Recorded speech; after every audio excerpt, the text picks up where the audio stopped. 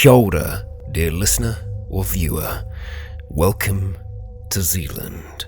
Now, Zealand is set in a post-apocalyptic world, so it goes without saying that we will be exploring some of the darker natures of humanity. So if you're squeamish or the idea unsettles you, take your chance now to walk away. For now, we return to Zealand.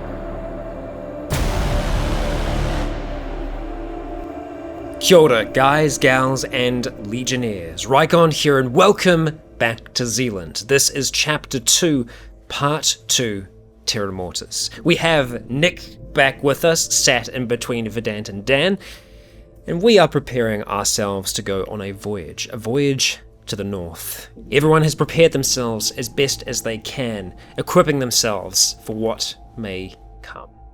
You don't know what exactly, but you've got yourselves as ready as you possibly can be. You start to leave the reserve behind. You've said your farewells, and Max is being ferried out as we speak towards Ilsmal's boat. With the rest of you, there are 5 of you in total, 6 including Max, that will be traveling. Are you prepared? As I'll ever be. Okay, I will take that as a yes. Okay, good. Enthusiasm, I like it. Okay, so you wander down in this, it's still kind of morning. It's not quite noon at this stage. The sun is higher in the sky. It is January. It's nice and warm. You make your way out the front gate and down towards where the boat is awaiting you. And as you do approach, you see Ismail kind of get up, who is kind of leaning against the boat at the time. The 2 others are in there at this stage, and there is another that's with them that you didn't see initially when you were having your little tea time.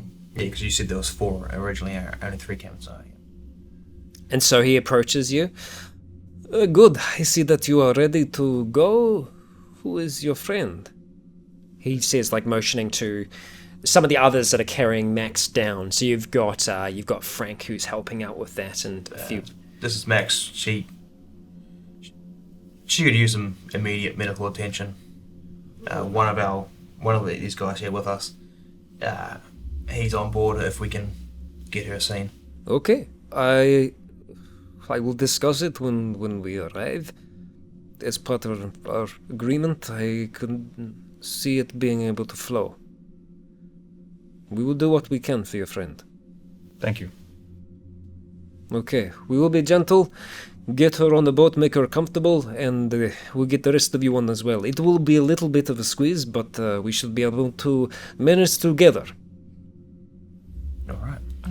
Get on. Okay, you all start loading yourselves onto this power boat of sorts. It's a speedboat. There isn't a huge amount of seating on here. There is some around the back that you start kind of positioning yourselves on. The 2 other water ski behind. The 2 other Russians that you haven't really spoken to yet are waiting on shore, and as you all get on, they start pushing the boat back into the water.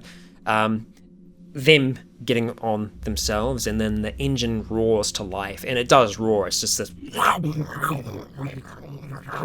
of the water starting to go, and this kind of there's a bit of smoke coming from the engine. It doesn't seem to be running incredibly clean, but the thing is running. It's an engine and it's going, and it's been a while for some of you, to kind of smell that kind of fuel in the air, and a powered engine are moving, and it starts moving. It is very noisy. It's hard to hear each other over the over the noise of the engine.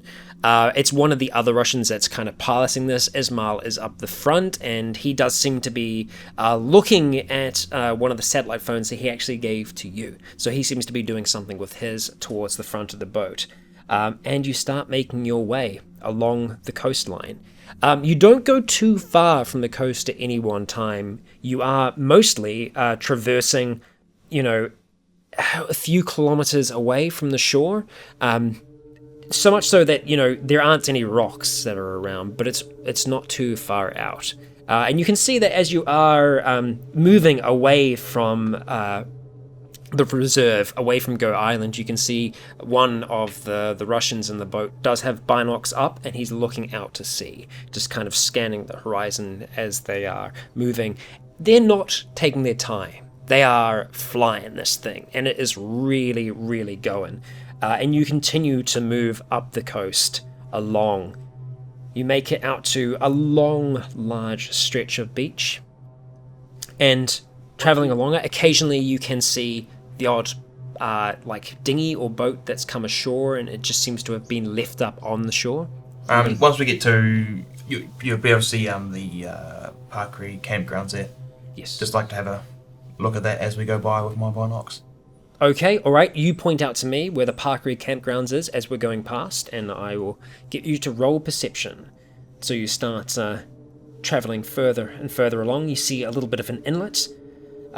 It's difficult to see too much from the water.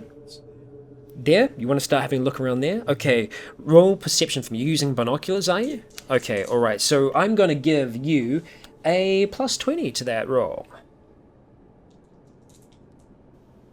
No. Nowhere near. So you can't. I think those are broken. Yeah, you can't see much as well. Nick, you can see Nick. You can see that Jake is kind of looking out with the binoculars. He's kind of scanning around. I believe you have your own set as well, so feel free to roll. Should you desire to back your man up. I'll join in. 58 pass. There we go. Okay, so you see the two of these, and this thing is like Jake and Nick. They have a way of operating around each other where you can really tell that they have been around each other for a long time. Quite often, they'll just be absent-mindedly. They'll sign something to the other. So, like you're looking, he taps you on the shoulder, signs something to you, and then takes out his own binoculars and starts looking towards the shoreline, looking towards the campground. It's difficult to see anything from this point where you're at the moment, but you can see a little bit of movement among the bushes and the grass that's kind of grown up in that region. Very slow and lethargic movement of people moving. You've observed this before. You recognize the movements to be that of the lifeless, the dead. They do seem to be here. Moping, moving around slowly in this space. I'd be just signing it as I saw it to Jake. Yeah. Does that just come naturally? He does sign to you, and he kind of gives you numbers as well. He's seeing around about 3 to 4. Can't be certain, but yeah, there are dead there. Just be like, some dead there. Hey, there's some dead there! You can't hear anything over the engine. It is blaring right now. They're going top speed. That's why it's also difficult to get a proper good look. Alright, well, I'll relay that when it's later on. All right. Or you could get right in close to his ear and give him a good yelling. So you all continue along in your boat, and do any of you get seasick at all? No one's really susceptible to seasickness. Well, I guess that's a good thing. It's not too no. It'll probably be the fumes though. Yeah. It's a little rough. It's not too windy out today, so there isn't too much of a surf, and plus you are beyond where the surf is really starting to be created. So it's more just a little bit of occasionally there'll be a little bit of a drop. Is it nice fumes or bad fumes? It's not. It doesn't really smell like petrol. Okay. Yeah. So not petrol's generally a bit of a nicer smell than say diesel. It's a little bit of a dirtier smell to it. How's Max doing? She's secure as she can be in the back there. She's not falling out, but yeah, you can see occasionally like her head. Yeah. They hooked I'll up be to helping this to hold her down. a kite at the back, and she's just like Yeah. dangling out the back. Like, Yeah, parasailing. parasailing, yeah. You continue further along the coast. I'm trying to keep the coast in view as much as possible. You guys are traveling at roundabout in this kind of blue zone as you are moving along. So as we are moving, and you can see a little bit of the coast, I'm trying to hide some of it from you because that's obviously outside of your view. So if there is anything that does take your interest as we're going along, just feel free to holler. And if there's anything that seems drastically different from what's on Google Maps, I will tell you. Maybe. I think the only thing that, like, say, if it catches your eye, will be any sort of houses that are on the beach. Okay. You know, I mean, for the most part, going along here, you're really not seeing that much at all. You know, you're skirting around the outside of here. It mostly just seems like empty shoreline. It's just beach. so and there's it's no beach as far dead as you washed can up on see. there. Not that you can immediately see, not in any of the places around here. It doesn't seem to be heavily populated. They're just looking along the shoreline. You're not seeing a lot of houses off in the distance. You're seeing mostly dunes that rise kind of quite high, and it's difficult to see past them. The hills that do rise above them, you are seeing, you are seeing forestry and a number of rolling hills, but yeah, it continues on, and they continue on. They don't seem to slow their pace at all. They keep that pace up, and they keep on moving faster and faster.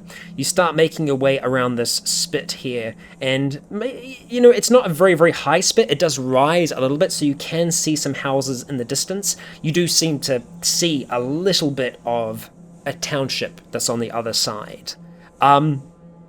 Both Jake and Nix, and you've been looking before, both of you roll perception for me, but this time, as you are traveling at speed, this is going to be more difficult. It's going to be a -20 to your roll.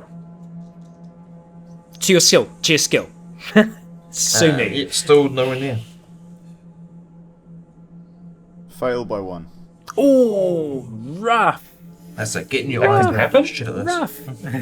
Okay, yep. So, I mean, looking over towards it with your binoculars, you can see that there is a township here, but you can't really make out anything that catches your attention as you're going past, because you are moving very, very quickly. So, trying to keep your eyes on one direction is really difficult. Also, just because it's not a great band, but you continue on anyway. Making your way further along the coastline. And you haven't been traveling for too long at this stage, because they have been, like I said, they're full on, just like they got planing and they're just going hard. The front of the bow of the boat has been out most of the time, also just with the excessive weight that's in it as well. Not excessive, I'm saying a little bit more than what it's designed for. But you continue on, making your way further up the coastline. And you do, for the most I'm a part, whole stay leg later. close. Come on. Curving around this spit that does stick out a bit. Moving along further, you see another township coming into sight as you make your way across. And for this one, perception checks aren't so much needed. Along the shoreline, you can see a number of shambling dead. That as the noise of the boat reaches their ears, they start to come up from the sand. And they seem to be pretty well camouflaged to start with when they were there. They seem to be very, very frail and almost skeletal in appearance from a distance. As they start to turn towards the noise and start wading into the water, they disappear beneath the waves very quickly as they do, and you disappear going past them at great speed. So they were wearing a desert camo, were they? Well, they weren't wearing anything. This very short glimpse that you were able to get with your binoculars showed you that they were naked. They didn't seem to be wearing any kind of clothing at all, or if they were, there was only small little bits that were still holding onto them. Yeah, their skin seemed to be almost taut against against what remained of their flesh. The sun doing a fair amount of work against them. Yeah. But you continue Probably been on the beach for 5 years, so they're quite tanned, wouldn't they? Well, yeah, you can imagine that. And the Russians don't seem to pay much attention to that at all. Funnily enough, while you've been going up the coast, they haven't been looking towards the coast at all. They always have their eyes out towards the sea. It's and a they continue on. zombie whales, man. Well, yeah. The terrifying thought I had a while back. But yeah, zombie wilds would be scary. So, traveling along this area here, it's a little bit more flatter. You can see a little bit further. It's not as hilly. You're not seeing as many kind of mountains rolling in the distance. You're seeing a lot of flat, what looks to be farmland. Very, very overgrown. This is what both you, Jake, and you, Nick, can see through your binoculars. And even some of the others just, with the naked eye, just looking from side to side, you're able to make out this farmland as you continue further on. The thing that kind of strikes you, though, as you're going along this coastline, is that it just seems like you get a sense of almost loneliness while you're out here on this boat. Other than the small amount of dead that you did see towards one of the townships, it's all just very devoid of human life altogether. Occasionally, you might see something four-legged running along the beach, chasing after the boat. Seeming to be covered in fur still, matted, and through your binoculars seeing just kind of like very overgrown and wild. But sort of running at like a pace, eh? Running at a pace, yeah, sprinting like a dog chasing a car, except in this instance a boat. After a while, you do just pull away from it, even though it is a long, long stretch. You do pull away, and still, you continue. You see another township on your side. This one seemingly, a little bit more easier to see. Does anyone have a look? Yeah? Okay. You have a look as well? Nick, are you going to be looking? You want a pass? Flat. 21 pass. 21 pass. Okay, so Scott has a pass. Nick? This is flat. 43 pass. Ooh, okay. Alright, so looking out towards this town here, towards the beach, you can see a number of tents that seem to have been set up, and it's kind of towards this area here. Seem to almost be a circle of them. Around the outside of it, you can see what looks to be like barbed wire that's been run and put through just those small little, if there's going to be like a fair or something like that, it's just like a small little metal peg with like a loop in it, and it's just running through that around these here. Most of the tents, the flies have come right back and they're just flapping in the wind. Taking a closer look at the area, you can see amongst the kind of sand people face down in the sand, unmoving, just around these tents. And further down the beach, you can see some of the flies from the tents that have been torn off, and they've kind of got caught on a piece of driftwood, just kind of blowing in the wind. Again, that sense of just loneliness. The same thing that both you and Jake, you and Nick saw when you were out there. Just these places where people were for a time, but aren't anymore. Signs of people making it, but not making it in the long run. You continue on, moving up the coast further and further. You've been traveling for around about half an hour at this point as you've been going along, burning your way along. Wow, that was quite a burn. That was a mistake on my behalf. Burning further along. But going along this area here, you aren't seeing as many of the tents or anything like that anymore. You aren't seeing anything. No movement. Nothing. But as you start to move further along this beach, you do start to see something in the distance. At first, it seemed like a small kind of trail of like black smoke coming up from multiple points, 3 points in fact. And it seemed quite small. Like from a distance, it might have been a chimney. But as you start to get closer and closer, you're realizing the actual size of this plume and how much larger it is, and just your sense of scale was slightly off as you get closer towards it. Looking out towards this kind of actually, let's see if we can see it. There we go. Looking out towards here, rising from this kind of peninsula that's sticking out slightly, you can see these 3 large plumes of black smoke that are kind of rising up in the morning air. Actually, more like the noon air now at this stage, and just being carried by the wind down and further along. They start to slow their pace a little bit as they approach this. The boat falling a little bit more in the water as they get closer. And you do move closer until finally this place is more in sight. Disorientating. Is there? It is. Oh yeah, it is a little bit because you're seeing it move from the different angle. Yeah, so it's upside down. So the boat comes closer to shore at this point, and as you're going past it, there's no perception checks necessary for this. You can see a large facility. You see like huge, big, round tankers, and you see these 3 big, large chimneys of a sort, spouts that are rising up above all the other buildings, and there's just this thick black smoke just coming up from them. Looking out at some of the other, these big tanks that you can see. Near some of them, you can see flames kind of like licking off the top of them into the air. These really, really big, long flames just rising up out of this, and all around this area you can see a fence that was probably there before but has been heavily reinforced since that time with all kinds of different metals welded up against it, creating something that's a little bit more impenetrable, something more difficult to get past. And as you round this bend, as the powerboat starts to slow, you see a dock extending out into this large inlet. It is a container ship. Well, it's as large as a container ship, but not a container ship. This is a tanker. This is what you would imagine an oil tanker would look like, a very, very large one. And all across the top of it, you can see activity. You see people moving around up and down it. Looking onto the dock itself, you see people moving things to and from this, over towards this massive, massive facility that seems to be relatively well protected from the outside. The fence lines extend right along the docks, protecting anyone that might be walking along them.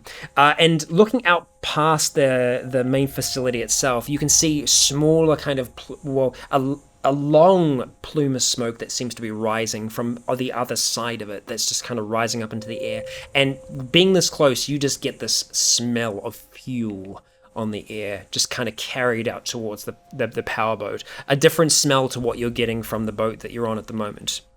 And as they're kind of getting closer, you do see Ismail is up on he's kind of standing up towards the top, and he's speaking into this satellite phone of his. And you can see these kind of like waving and hailing out towards the top of this vessel, which does extend a fair amount above the actual the deck of it. You pull in up on this side here, this vacant dock. As you approach it, there are others that come to greet you and greet Ismail. There's a lot of activity going on, and there's a lot of discussion happening. You can finally, as the boat starts to turn off, you can hear again, your ears are ringing. But conversation starts between Ismail and the others on the dock, and they are speaking Russian. Correct me if I'm wrong. None of you speak Russian, correct? No, I learnt that. You learned that in the break? Yeah. Nick, I'm guessing you learned that in the break? Yeah. No. We learnt Russian sign language as well. Ah, of course. No, you just know how to lip read Russian. Yeah. There you go. So they start having a conversation. He motions back towards the boat, towards all of you, and motions towards Max, and you can kind of see like there's a little bit of an acknowledgement going on there. While they're talking that, I'll sort of just either try to talk to everyone but kind of quietly, or talk to people and then sort of work my way around the group so it's all quiet.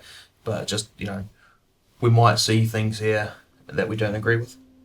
Might disagree with it completely to your core, but we're just going to have to accept that for now. We got people's lives on the line. Yep. Yeah. You see a guy who is walking out with what looked to be like a pizza with both ham and pineapple on it. After hearing you, just like turns away and just moves back. Wait, actually, I like that. No. So you have your little huddle on the boat. You're talking. You're by Max at this point down the other end. Trying to have this conversation privately.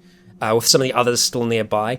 They help Ismail off the boat, and they're having a close discussion. You can actually see him leaning in and kind of whispering. Looks like he's whispering something into the ear of this, of one of the people that are greeting him here. They're not wearing the same things that Ismail are. They're just wearing plain clothes. They're just wearing like your average clothes. There are some people wearing like full-on overalls, and they seem to be a lot more dirtier than some of the others, but yeah, they all seem to be like getting. They come over to the boat. They start refueling it. They're taking a few of the things off.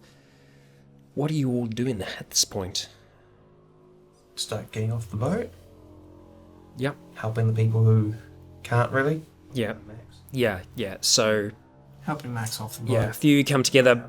Probably both Nick and Jake helping lift her up and off carefully, and as you're doing that, you can actually see that a stretcher is being brought along the dock. You can see a little bit from where you are looking out towards this here, and you can see that they are kind of wheeling one around at this point. It doesn't take them very long to get it there, and then she's placed onto the stretcher, and Ismail's like, okay, come with me.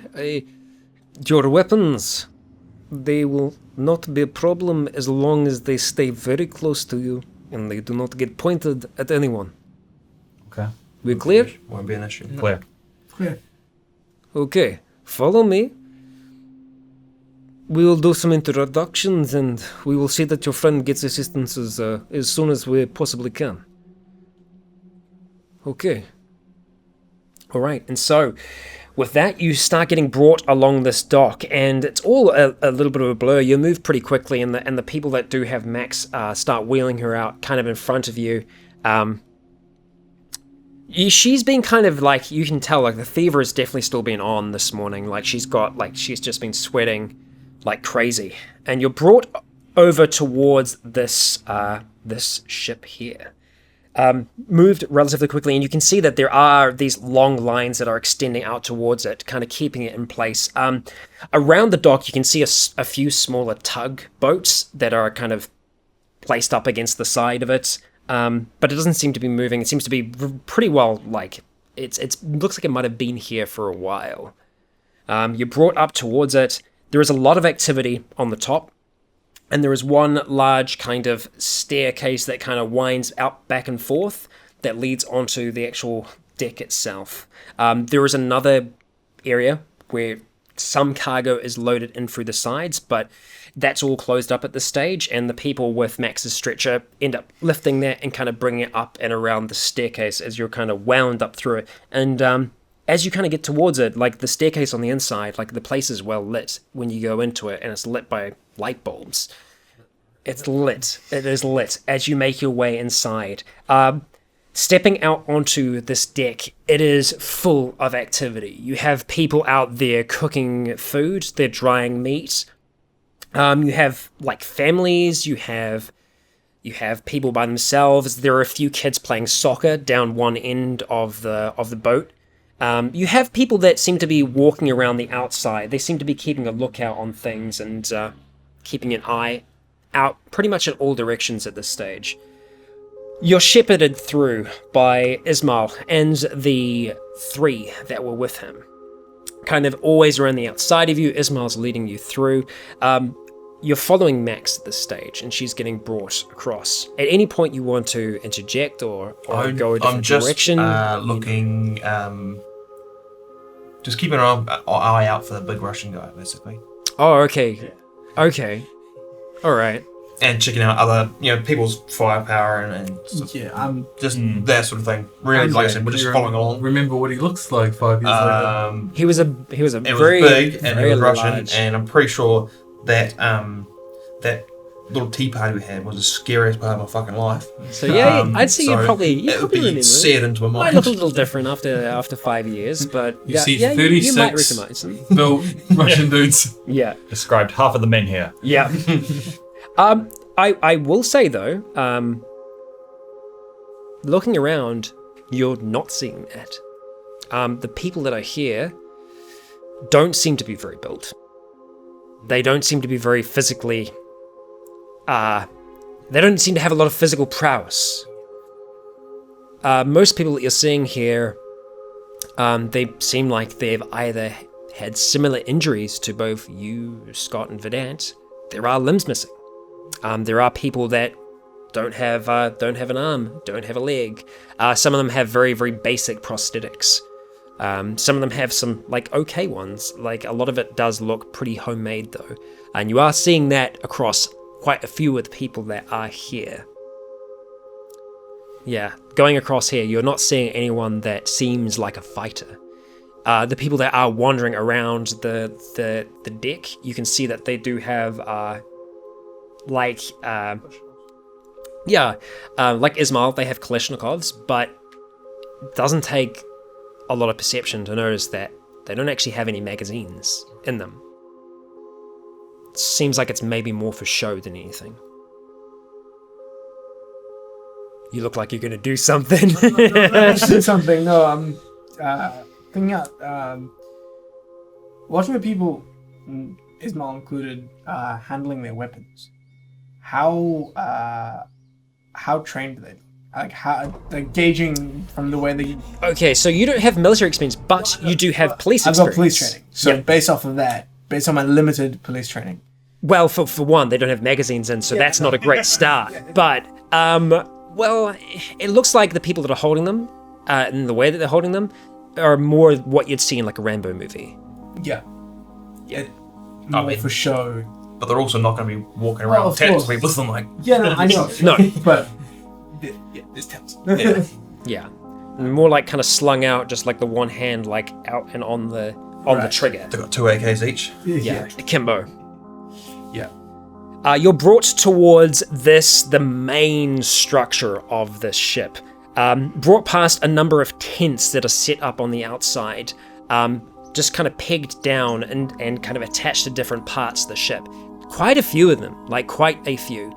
And you're seeing some of the families that are around here that seem to be kind of in kind of family groupings. You are noticing though that there aren't really any young kids here. The kids would be in their kind of teens. Do they seem happy, the kids? As happy as they can be, the ones that are playing soccer, they do seem to be, but like there is a general sense of like defeat here. Right. I ask, Ismail, do you find these people after that attack 5 years ago? Are these people with you since then? These are people that have been here since. Some were with us before. Some came after. Are they all Russians or are they some Kiwis? No, mostly people from here. That they were sailors or they found us.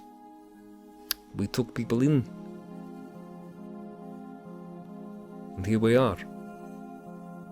He brings you towards this one door where there are, slightly larger guys. Not big by any means, like still don't seem very intimidating, but they've got a few cuts, few scars on them. They actually seem like they're quite old. You're seeing a lot of wrinkles. And they're just on either side of this door as you're brought through.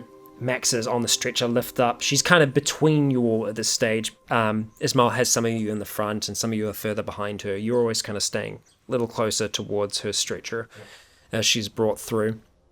It's tight once you get into here. The corridors are a little claustrophobic. The lighting is still on at this point. You can hear a general hum to the place and a vibration almost. There's a sense of life to the ship.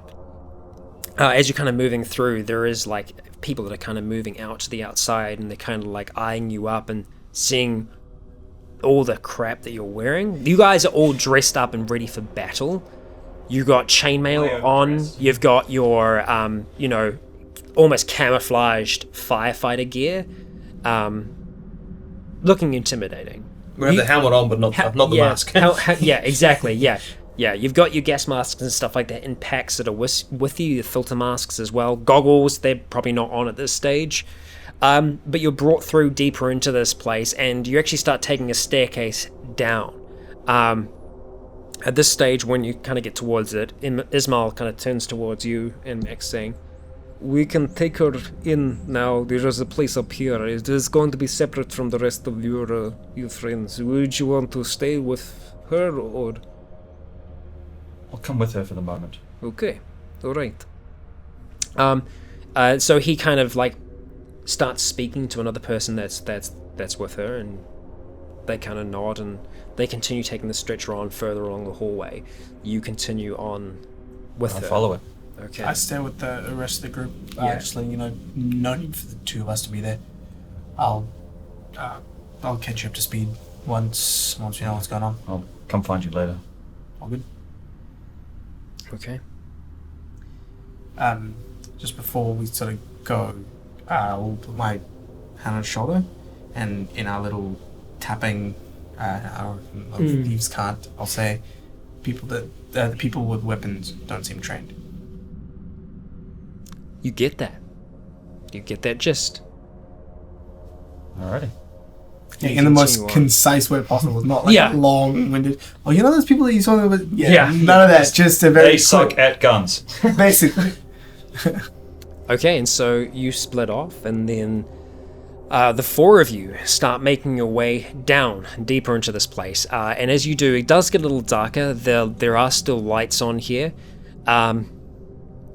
The place seems like well used. This whole ship doesn't seem very new. It's an old tanker that's been around for a while. There are a number of levels that you kind of go past before you stop at one door. And it's got something written on it, and it's written in Cyrillic, and it's kind of like hand written on there.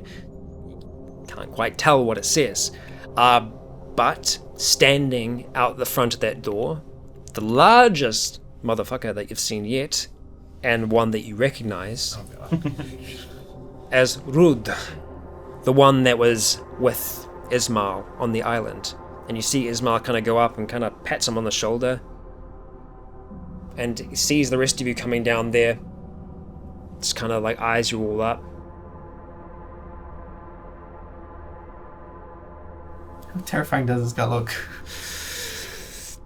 He's pretty intimidating. He's a good few feet above most of you, and he is like all muscle. Oh Few god. feet. How is that 8 foot? Wow, 8 foot, 8 foot feet above. him. Yeah. Yeah, it's about half your size. Yeah. Bent in half against the ceiling. Yeah, and so he does kind of. You see him like hold his eyes on you for a moment or two. You don't see any LMG with him. Yeah, I was hoping just you to say that. No, but like looking down, like just doing like a quick glance across the sky, like you can see like his hands just like. You can see like old scars and wounds across them, and he just kind of folds his arms. And Ismail goes up close to him, kind of brings him down, like whispers something into his ear. I'm back, my love. He opens the door, opens it up, and you step into a small-ish chamber. There is a table, a chair, nothing else in here.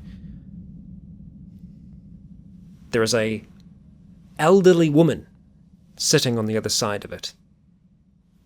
That seems like something else. You said there was nothing else in there? Oh, well, nothing else other than the person I was about to describe. There are no other objects in here. There is a light, and she's just kind of sitting We're just adding at the desk, stuff. and there is no other furniture. God damn it! You're not even here.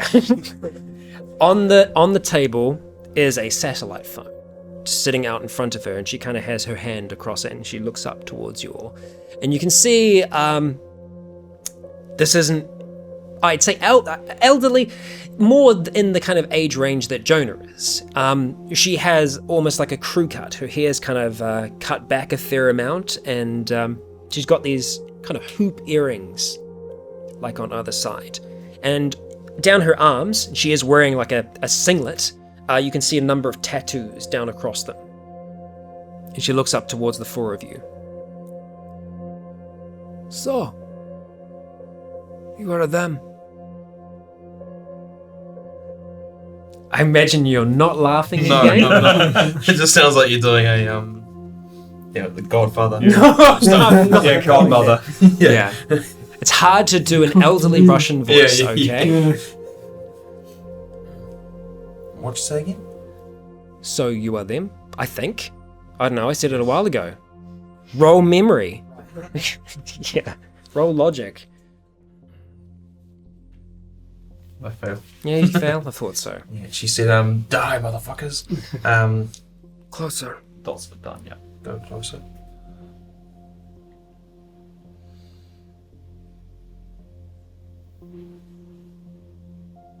Intuition. You can roll intuition if you want. Yeah, no. These dice suck. She just looks across each of you, kind of looking up and down. They will do, she says, looking over towards Ismail. Yes. I believe so. We need each other. And I believe they will be able to help us. Get us exactly what we need. We can help them. There is one of them that is gravely injured. I believe we can offer assistance.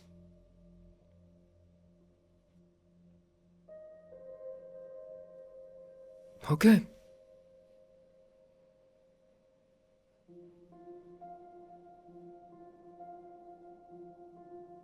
Do it.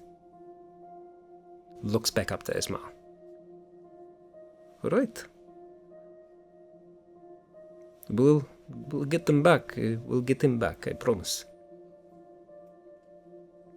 We will be no longer than 2 nights, at the most. If we do not return, then send no more.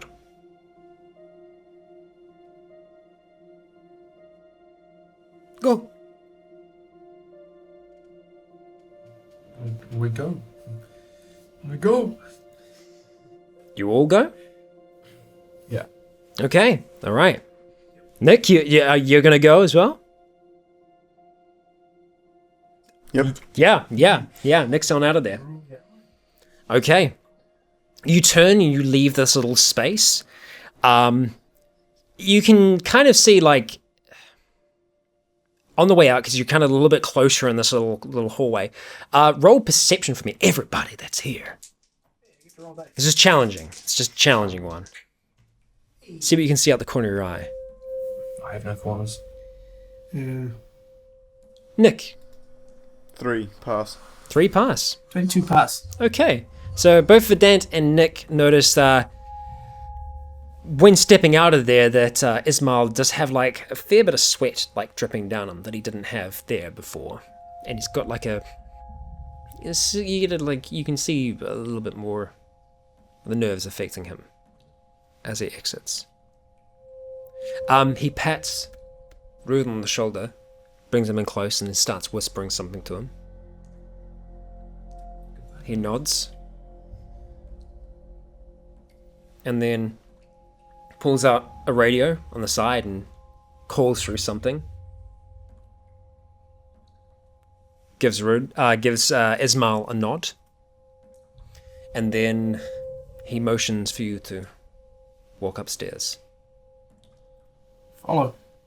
Okay, Ismail leads. Rude is around the back of all of you as you start to march back up these stairs. All the while this has been happening, it's been a confusing mess for you. Yep. You've followed Max through. She's been a bit like here and there throughout this whole process.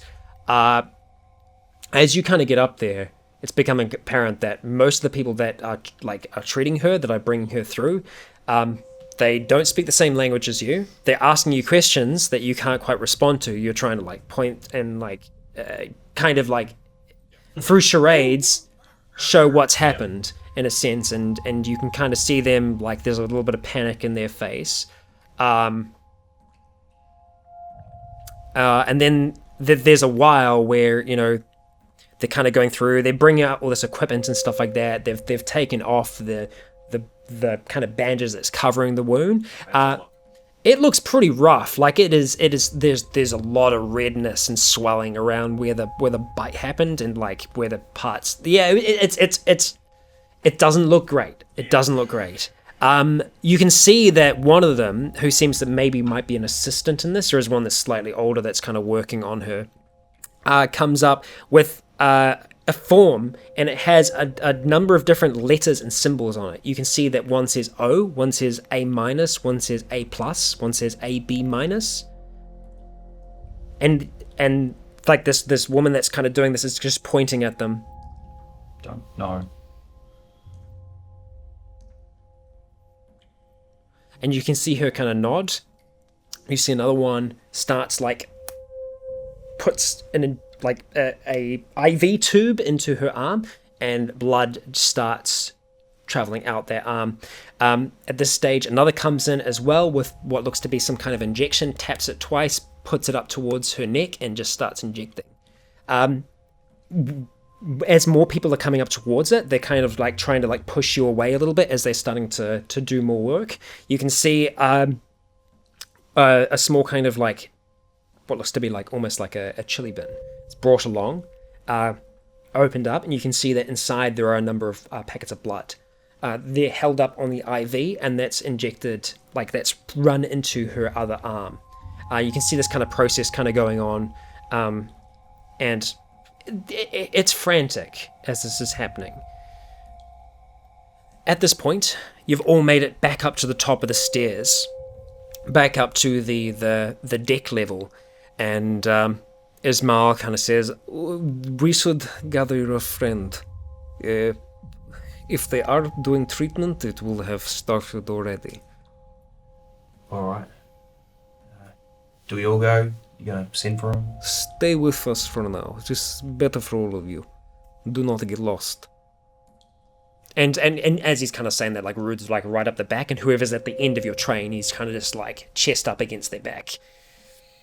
Just kind of breathing down I will walk. the back of your neck. Yep, I will walk. Yeah, okay. You're brought along into what seems to be the medical area of this, and when you go through, there are a number of beds that are set up, and there do seem to be a few people that are ill in there. Not really sure what's wrong with them. Some just seem weak. Some are just like sleeping. Others have their arms up in casts. You can see like the place has been cleaned pretty well, but you get the sense that there's been a lot of blood in this space over time that you just, no matter how much scrubbing you do, it's just not going away. And at the back of all of this, towards one of the portholes that's letting in a little bit of natural light, you see Max on a bed, surrounded by a whole heap of people that are in what look to be like overalls and just like your kind of basic mouth protectors and like hairnets that are going to work.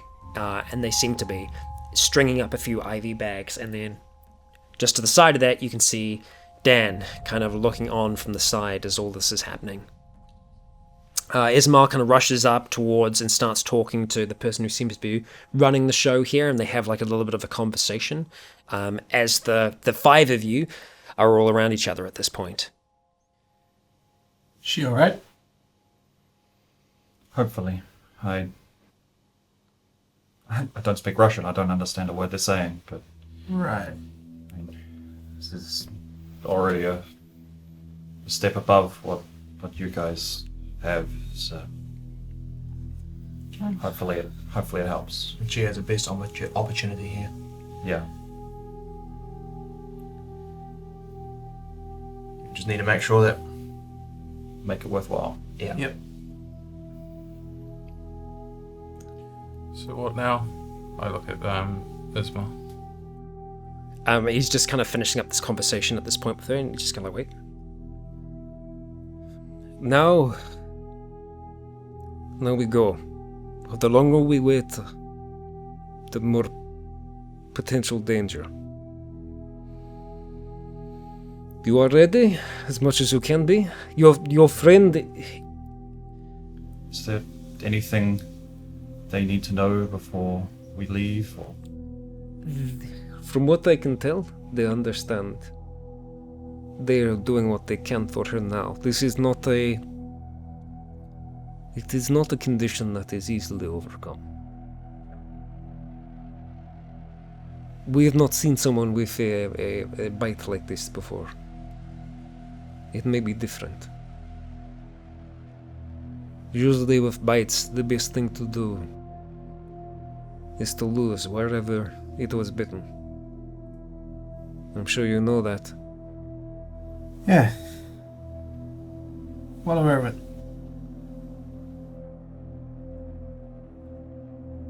Alright. He says one more thing to the doctors, and they kind of nod, and they continue working.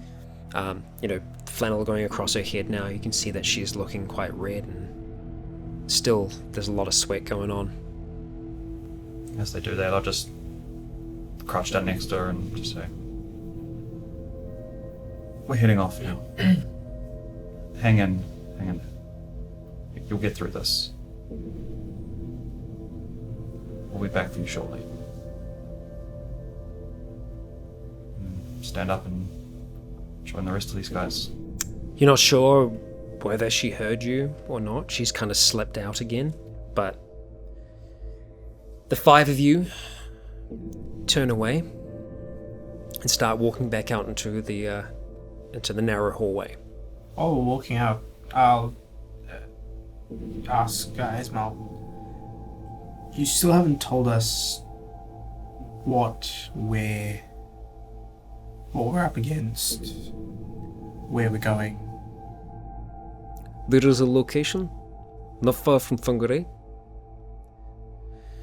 Old territorial supply point.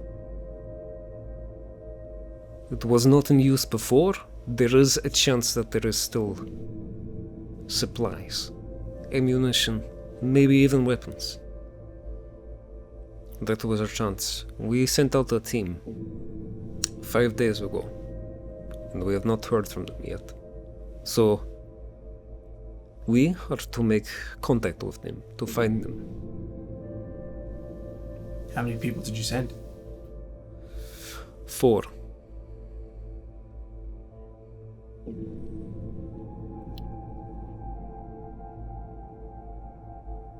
Roll diplomacy for me. There's a question I was going to ask, but I missed. 11 success. Okay.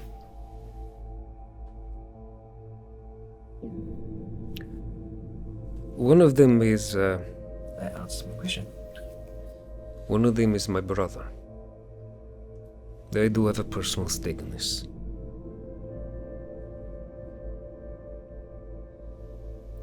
The lady downstairs, does she have a personal stake in this as well? Yes. It is her son. Which makes you? Her son. Alright. How well geared out were they when they left? As well as we could manage. What little we had left. This is why we are in the position that we are. This is why I'm looking for you. For help. You seemed a bit nervous around your mother. She is a woman to make people nervous. I'll disagree with you there. Mothers, right?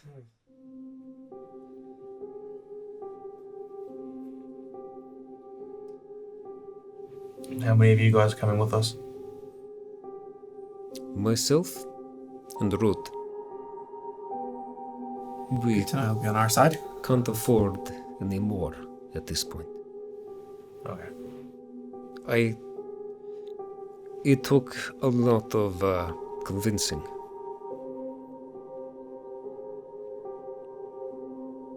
To even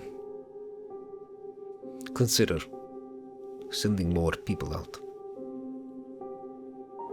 Fair enough. Losing people is hard just for losing someone. To learn these days where you lose someone and you lose their skills and abilities and their help as well. Yeah. We're going to take this slow. can't rush into anything. Rush into anything. How long have you waited? The location that we're traveling to is not far from the inlet. We will take one of the tugboats most of the way. From there is a small trip overland. We do not have any vehicles on the other side. It will be on foot. It is approximately 10 kilometers, maybe slightly more, not too far from the inlet. Small forested area around it. As far as we were aware, there was no presence. But in this world, whenever you go outside, there is always a risk. We don't know what the risk is yet. The team that went out, did they have any form of communicating with you? They did. They had one of these. And he holds up a satellite phone. Well, what was their last message to you? Just a routine check-in at the end of the day. They had confirmed Are you that of they any presence? No. We just have not heard back. Okay. Going in there blind makes it that much harder. It does. Was that the day they were supposed to have reached this supply point, or? It was. It was meant to only be a day, maybe more. But it has been far longer. Would it make more sense to go at night?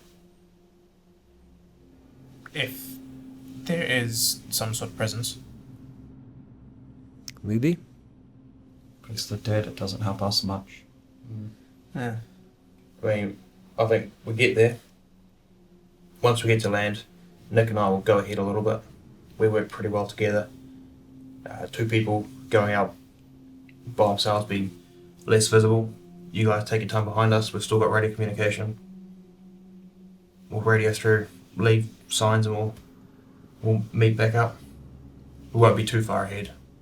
Just a couple hundred meters. We'll just stay in advance. So if there's anything, we have a higher chance of hiding from it, but also seeing it before everyone walks into either an ambush, a trap, or just a whole bunch of dead. Okay. Sounds good. We're going to try level gunfire. Yep. So we'll take your time with the shots. Yeah, definitely.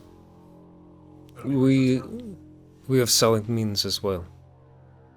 You do? He just kind of like motions to the knife on his belt, yeah. But we will hope it does not come to that. Yeah. I would rather not leave it till the night. Time has passed already, and time may be of value. I cannot say. Plus, travelling at night means we have to use light, which means we can be seen from far. We want to make as much distance as we can in daylight. At least get there while it's light. Yeah. What's the moon like this sort of time where we are? Is it like full moon? Is it like no Not moon full all? at the moment. Well, it'd be waxing at this point. It'd be on its way out. Okay. So we basically have a few days of a bit of light and then Yeah. nothing. If it's a clear night, yeah. If it's a clear night, yes. Alright, yeah. Sounds like a plan. The other boat is prepared. We'll take everything we can. And be on our way. I will show you the way. We have a roadmap to the area. We can point out exactly where we're going. In the event that you do get further ahead and you do not know where to go. Alright, Okay. Let's roll. to the boats then. To the boats. So, you walked back out onto the deck,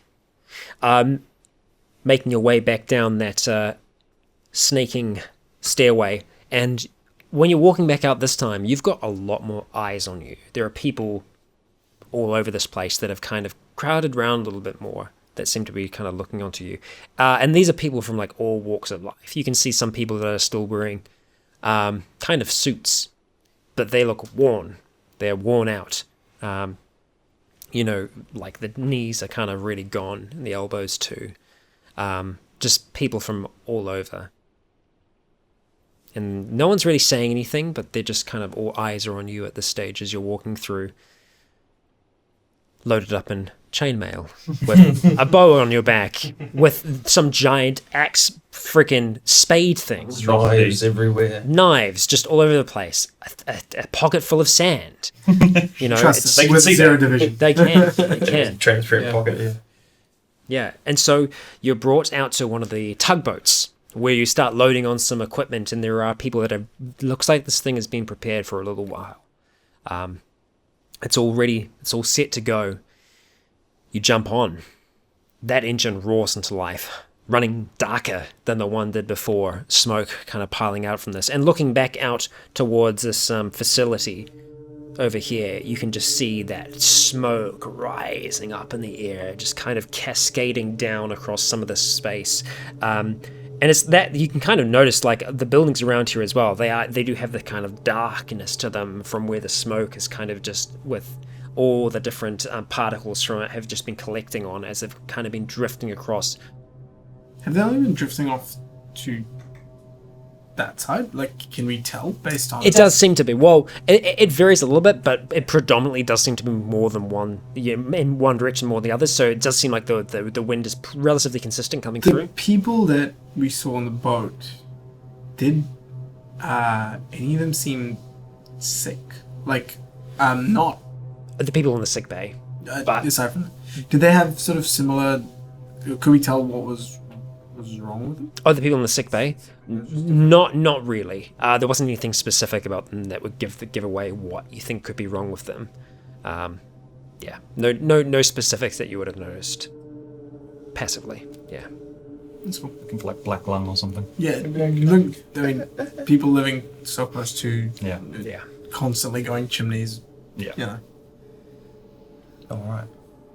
So, this thing roars into life as it does, and you start your journey. Now, I am going to show you on here what he shows you on his map. So, the idea will be, and let me remind myself. Yes, okay, so, the idea will be, I don't know, that was a little weird. We've got zombies in the house. So, the idea will be to travel from Marsden Point, which it is listed as on the map, all the way along throughout this area, up through this inlet, further still. I would say to him, once we kind of get close to where he wants to go. This is me showing you where he's going to go, Yeah. so you haven't travelled here yet. Yeah. So just when we sort of get close to that, sort of maybe just turn the engine off and we roll in. Yeah. So, the place where you're meant to stop is this small marina, which is just outside of Whangarei itself. From there, he kind of shows you essentially a walking track leading across a number of different roads before you end up at a location still yet to be named, moving through and around up towards this location here. This is the location. Oh, hang on. Can you see my mouse? You can. Yeah. This is the location that you're meant to be heading towards. This is what he shows you on the map as you start to make your way out towards it. And so, this tugboat powers on up this inlet. Not as anywhere near as fast as the powerboat that you had before, but it works its way through the shallower waters in some areas. Moving through these regions, you're not really seeing much activity. Occasionally, you will see, some of the dead that walk out towards the shore, following the noise, drawn by it, making their way out towards you. Something that you will see on the outskirts of Marsden Point, as you're kind of going away in your tugboat and looking back towards it, you can see outside of the facility itself, closer towards where some of these fields are on the map, You are seeing a different kind of smoke that's rising up from there. It's not as dark as the one that you had seen rising from in there. You can't. Again, you're quite far away from the shore. You can't detect what the point is, but there seem to be a number of them that are just like in this constant state of burning. Much more burning organics stuff looking rather than fuel burning. Yeah, it could be. Yeah. A thought that you have to yourself. Like or the smoke we saw at just over the hill from at Goat Island. Yeah, a little similar. Something like that. Yeah, a little similar. Yeah. Yeah, similar kind of consistency to it. Similar to the smoke coming from Mount Wellington. Similar. Yeah. There's smoke coming from Mount Wellington. Yeah. Interesting. Similar. We had an encounter in one. And so you continue up this inlet, making your way past all these different little pockets of civilization along the way. And like I said, some do find their way into the water, tracking you. Very similar to the kind of very, very thin and very slow beings that you saw on the shore on your journey up towards here.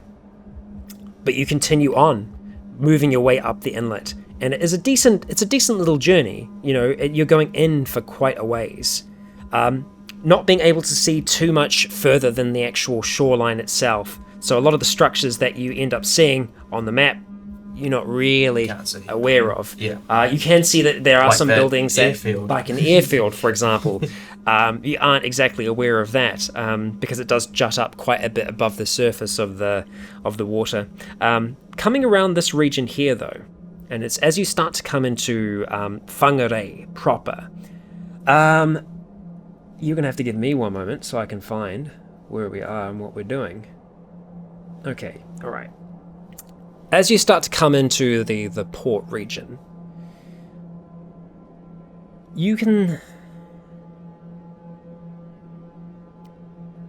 It's more like a passive thing. No one's like directly looking for anything in particular, but I need all of you to roll perception for me. This is just flat, it's a challenging roll.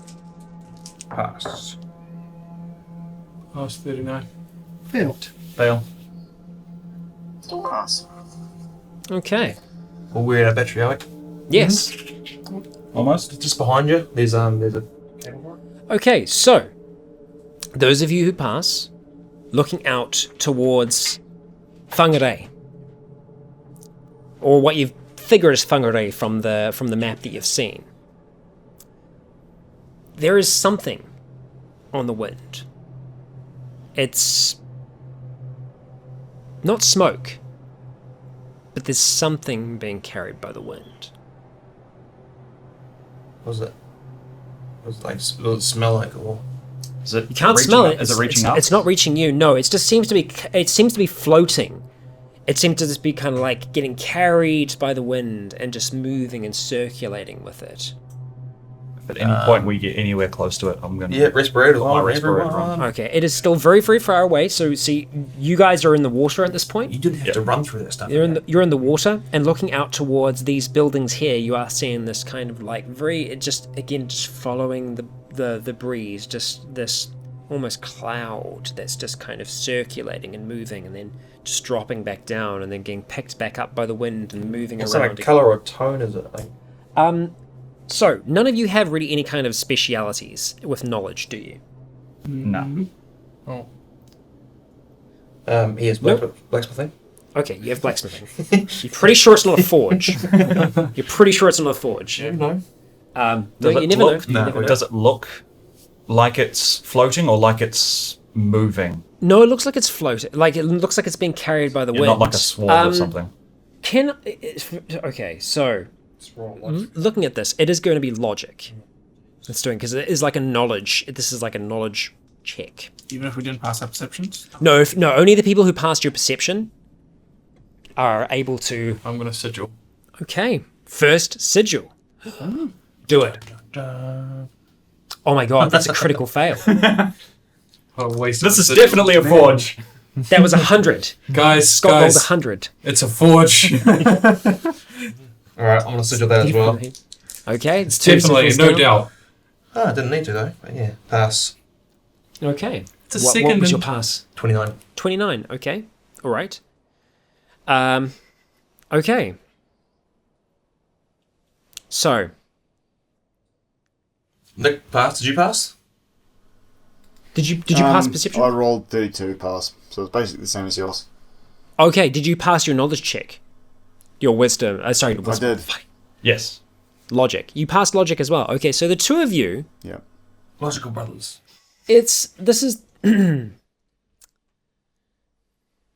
know this isn't smoke. Can we just take a moment to realise that I actually rolled my exact number, but because I sigiled it's not my number? Oh, My heart bleeds for you. It was almost a critical success. Not quite, though. Not quite. And that's okay. That's rough, dude. You know, we're just going to live with that. I've had the opposite though. I've rolled critical because of a negative, so. Oh, yeah. So, looking towards this, and as you kind of like, you're powering along, you're looking at this thing kind of just drifting and moving. It seems not like smoke, but more like pollen. I don't know if you've ever seen trees spawn before, like pine trees. They release a pollen, clouds of it, great big clouds of it. This seems similar to that. So if you had a field that was releasing pollen, this seems much more akin to that. But like a massive amount. A fair amount. Yeah.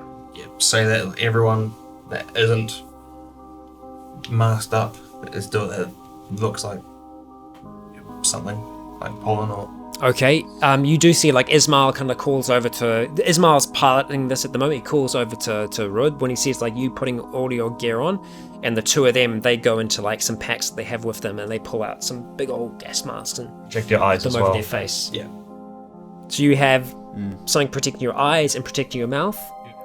You all... Pull the goggles down as well, yeah. Yeah, it's a little bit more difficult to breathe, but you're looking out towards this, and now that it's kind of been pointed out by Jake and by Nick, you know, you guys can all see this kind of, and it's not colored. It's just this cloud, and it doesn't seem to have like inconsistencies to it, where it'll be thicker in some regions, and it will start to disperse a little bit more and like gather in others.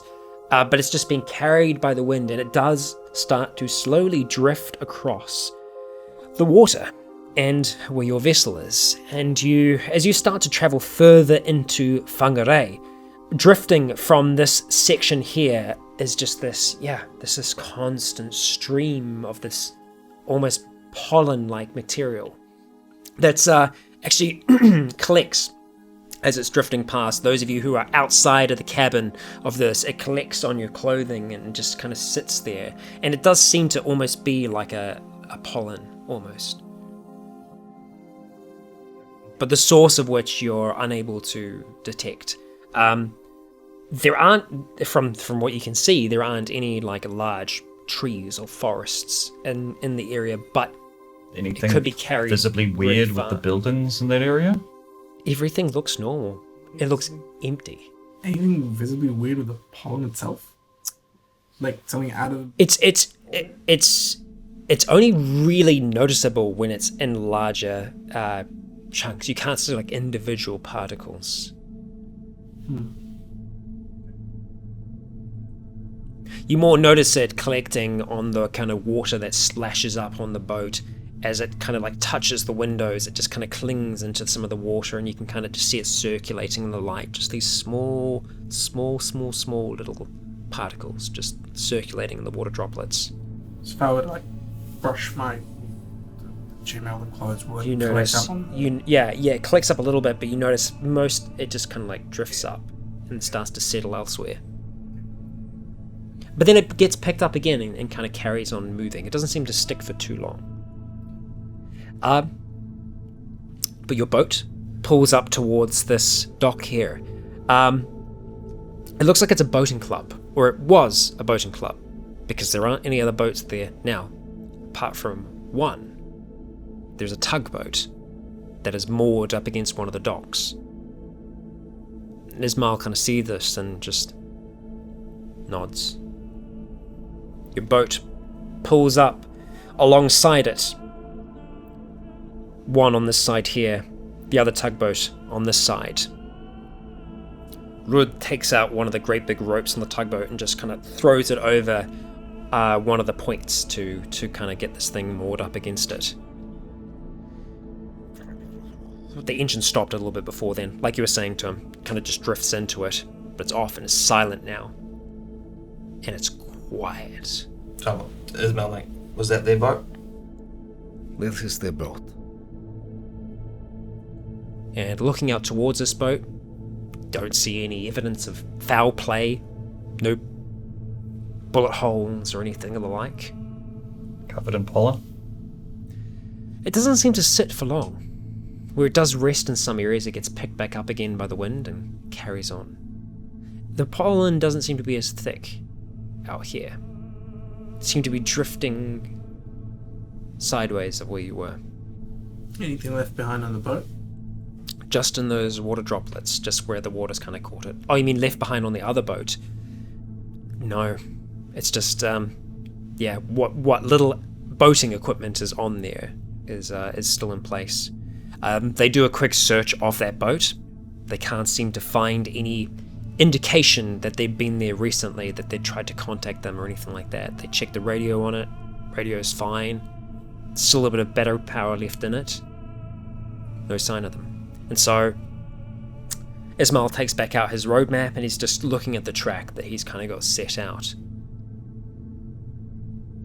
And again, as I stated before, it's just quiet around here. You're just hearing that water just lapping up against here, just on the side of the inlet. So no bugs? No seabirds, no insects, just this silence to the area, where the wind just kind of carries through, and occasionally a piece of trash or some kind of debris is just kind of like tumbling along, creating a little bit of noise, but it is quiet here. We need to be dead. very careful. The only time I ever hear it like this with no animals, no insects is when the dead's around. Okay. Yeah, I've seen enough games to know I don't trust that pollen. Yeah. So we've never really seen anything quite like that. Anything like that. Yeah. Yeah. Yeah, Ishmael. I mean, just why seen anything like that since they're at least in the area. Yeah, ask them, have they? You guys seen this stuff before? No, we've not come this far in. We've tried to stay as isolated as we can. Try not to poke the bear. We'll make as much track as we can by day. I think at night time we're going to have to stick inside, find a place that we can... It's afternoon at this stage, but it's not late afternoon. Yeah. It's still sort of beginning of the year, so we've got like a good 8-9 hours before the sun sort of goes down. If you guys are splitting off, I reckon we should establish some way for you to let us know if shit's at the fan, basically. Yeah. Well, some sort of a signal which doesn't involve you guys having to, go through the motions of actually talking to us on the phone. Yeah. I mean, we'll try to leave signals and stuff like that, but none of us have any fireworks or flare guns or anything like that. Plus, that would attract things to us. We do clicks. We've got the radios. Radio. Yeah. We'll swap frequencies so that we're all on the same channel. Yeah. I'll teach them the series of clicks sort of thieves can't effectively. Basically, that spells out danger. Of just the quickest way to notify us of danger. Okay. Use that. Okay. If we get that, we'll know you're in trouble. Yeah. We won't be too far ahead. Yeah. Good. And we'll try and relay as much information as can. Yeah. Also alternate. We normally have a series of channels, and so when we have a predetermined channels that we will go to, if we say next channel, it's not like channel 1 to 2, it'll be like channel 54 and then 36 and then 69. So you start to write down all this information, just so that you have it not just in your memory, because it'll be easy to forget in the heat of the moment, and the others do kind of write down the information as well, so that they have that with them. You gear up. The keys are taken from that boat. It's held in place. You start to move out, following the track that Ismail has set. You and Nick preparing to start heading ahead of the group.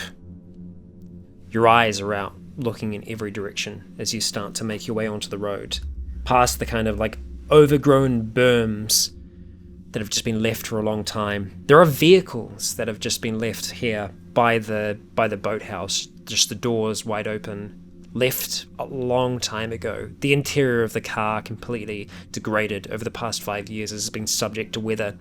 You see plants kind of growing and twisting their way out of the seats, which have just kind of started to decay and mold and kind of rot away. The tires have sunk low, just the rims touching the ground. And you see that kind of general wear around the outside of the vehicle as the paint has started to fleck and rust and disappear. Speaking of the plants and stuff growing out of the car seats and all that, Yeah. in the just general vicinity, is there any sort of vegetation that looks visibly different to just normal everyday vegetation? Just because thinking of this dust as pollen. I mean, looking around you, Yeah. it depends how familiar you are with New Zealand. Not flora. very at all. Just Okay. I'm looking for anything out of the ordinary, out of what might look ordinary. Roll investigate for me as you're kind of just looking around the plants in this area as you're all getting ready to start out on this trek. And I fell. Okay, it's challenging. So you do look around. There are a few things that you haven't seen before, but you don't know if it's enough to kind of cause you alarm. It is summer at the moment. Plants do reproduce in this time. You know, there is a fair bit of hay fever that kind of goes around, but nothing here seems to be releasing pollen. Nick and I start ninja running away. Okay. Both Nick and Jake start moving slightly ahead of the group with your kind of trek marked out for you. And that's where we're going to end today's session. As you start to move towards this location, this abandoned or forgotten supply position for the New Zealand Defence Force. We'll find out what's there in the next. And perhaps even find Ismail's people, his brother. Please do join us then. I've been Rycon. This has been the team. You have all been awesome. And until next time, stay breathing.